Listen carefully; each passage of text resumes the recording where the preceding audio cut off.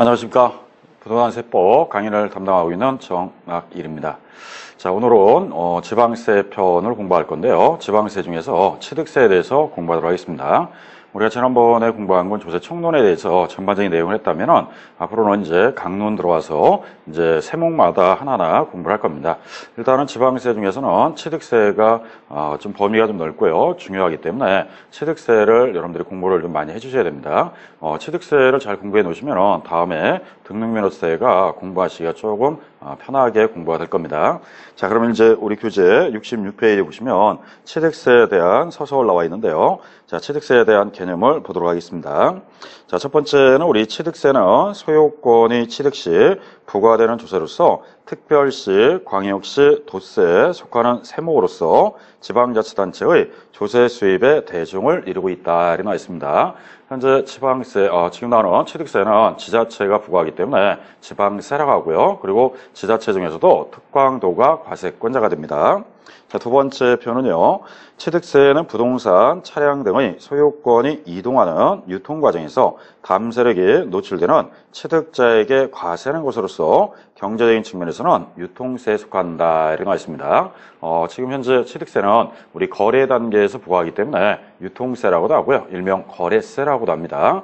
자, 세 번째 표는 취득세는 법률적인 측면에서는 행위세에 속한다. 이렇게 나와 있습니다.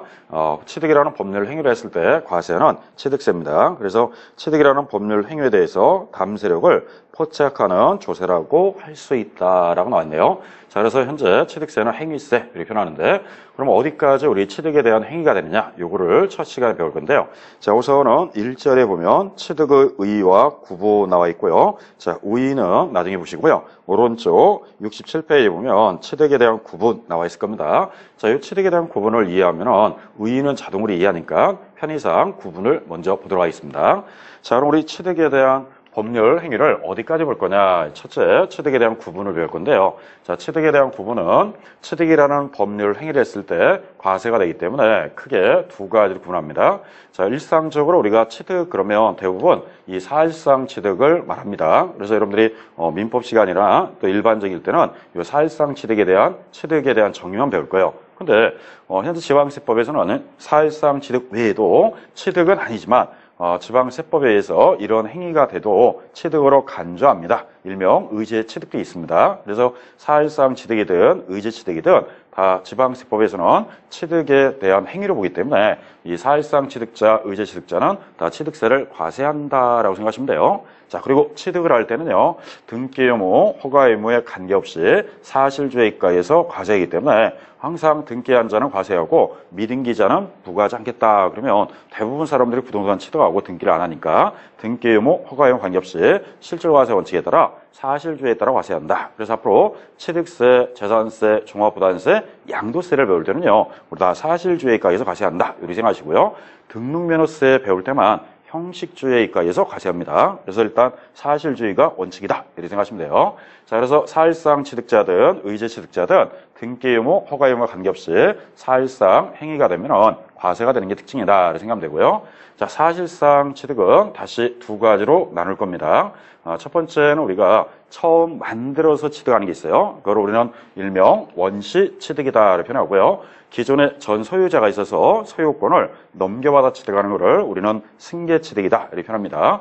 자, 승계할 때는 전 소유자에게 대가성을 지불하느냐, 지불하지 않느냐에 따라 대가성이 수반되면 유상취득이라고 하고요. 대가성이 수반되지 않으면 무상취득이라고 합니다. 그래서 유무상을 부과하고 일체가 취득이라는 법률 행위가 되기 때문에 우리는 유상취득만 과세하는 게 아니라 무상취득도 취득의 일종이다 이렇게 생각하셔야 돼요. 그래서 유무상을 불과하고 원시 승계에 불과하고 사실상 의제 취득에 다 취득의 형태이기 때문에 이런 행한 자는 취득한 자를 보고 취득세를 과세하겠습니다. 그래서 지방세법에서 나오는 취득의 정의는 여기까지가 우리 취득의 정의다 이렇게 생각하면 돼요. 그래서 이렇게 취득한 자는 과세합니다.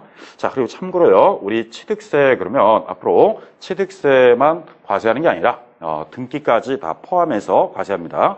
그래서 우리 2011년부터 취득세는 취득 관련 등기를 통합해서 취득세로 과세하고요. 취득 무관분 등록은 등록과 면허세를 통합해서 등록 면허세를 가져갑니다. 그러다 보니까 취득세는 원시 취득이다 그러면 등기를 같이 하는데 우리는 일명 보존 등기를 한다 이렇게 표현합니다. 그러면 원시 취득자가 보존 등기를 같이 행해야 되기 때문에 이렇게 원시 취득자가 보존 등기를 할 때는요 취득세 세율이 2.8%라고 합니다. 과거에 취득세 낼 때는 원시 취득 2%, 보존 등기 할 때는 0.8이었는데 두 개가 합쳐져 가지고 현재는 취득세 그러면 2.8이라고 해서 나중에 우리 취득세 표준세율 배울 때 이렇게 2.8이라고 암기할 겁니다.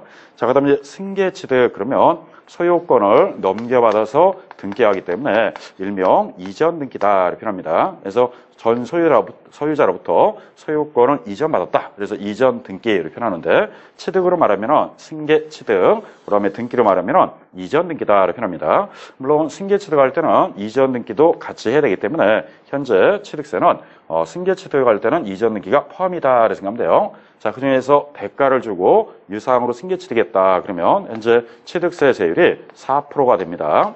자, 그러면 앞에 나오는 원시 취득은 2.8이 되는데 유상 승계 취득은 4%예요. 이렇게 취득 형태에 따라 세율이 다릅니다. 그래서 지금 첫 시간에 우리 취득세 공부하면서 왜 취득을 구분하느냐 이렇게 원인에 따라서 세율이 다르기 때문에 여러분들은 이 세율에 대해서 우리가 나중에 암기할 거지만 이렇게 해서 취득의 형태에 따라 구분한다 이렇게 생각하셔야 돼요. 자, 유상 취득은 4%입니다. 자, 참고로 우리 무상 취득이다. 자, 무상에는 두 가지가 있습니다. 우리가 사망 이후에 받는 거를 우리는 상속받는다 이렇게 표현하고요. 생전에 받는 거를 증여받는다 이렇게 표현합니다. 그러면 상속받을 때는 2.8을 내야 되고요. 증여를 받을 때는 또 3.5를 내야 돼요. 이렇게 취득의 원인에 따라 세율이 다르기 때문에 이게 취득을 하는 구분입니다. 자, 참고로요. 또 유상으로 취득했다. 유상은 원래 4%입니다. 그러니까 앞으로 토지 건물 유상 취득 그러면 4%라고 하는데 여기에다가 올해부터는 주택에 한해서는 주택 거래를 활성화하자. 그래서 주택 거래가액에 따라서 6억 원 이하 주택을 취득하면 1%로 과세하고요. 그 다음에 6억 원 초과 9억 원 이하일 때는 2%, 9억 원 초과할 때는 3%를 과세합니다. 그래서 이렇게 같은 유상 취득이라도요. 주택에 대해서는 좀 세율을 인하해서 영구적으로 인하해서 주택 거래를 활성화하자. 그래서 2014년 1월 1일부터는 주택에 한해서는 유상거래에 한해서만 이 혜택을 줘요. 그럼 만약에 주택을 취득한 자가 신축에서 원시 취득했다 또는 상속이나 증여받았다 이럴 때는 전혀 혜택이 없고요. 주택을 유상으로 거래해서 취득하는 경우에 한해서만 1%, 2%, 3% 이렇게 세제 혜택이 좀 다릅니다. 자, 그래서 일단 원시냐 승계냐 유무상이냐 이게 처음에 우리 구분인데 이런 형태에 따라서 우리는 사실상 취득을 하더라도 세율이 좀 다르다 이렇게 생각하면 되고요.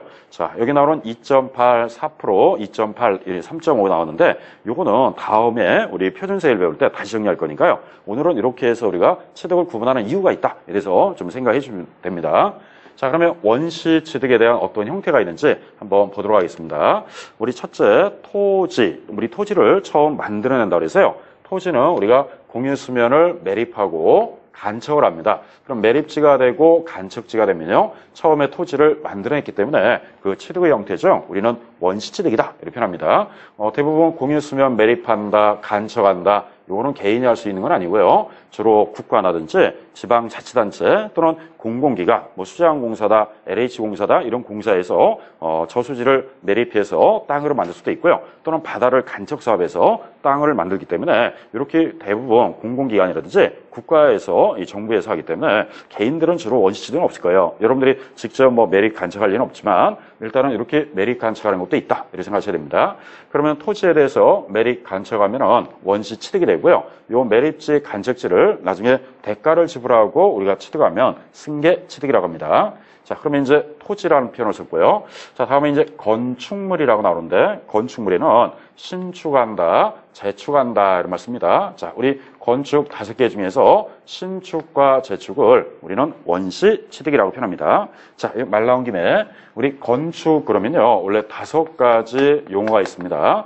처음에 건물을 짓는 거를 신축한다 이런 말 쓰고요. 천재 지변이 나서 기존 건물이 붕괴돼서 동일 규모로 다시 건축하는 거를 재축한다 이런 말 씁니다. 그 다음에 기존 건물을 좀 늘리기 위해서 증축할 수도